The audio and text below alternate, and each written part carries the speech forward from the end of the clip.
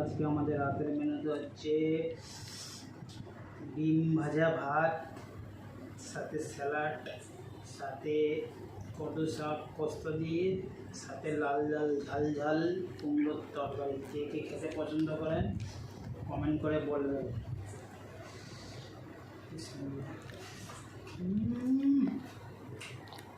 সত্যি বন্ধুরা, না ফেললে আপনারা বুঝতে পারবেন, কমেন্ট করে বলবেন।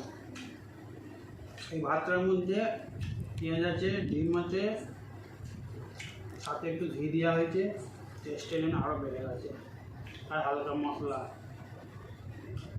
যারা খেতে পছন্দ করেন তা কমেন্ট করে বলবেন, ভিডিওটা বেশি বেশি করে শেয়ার করবেন।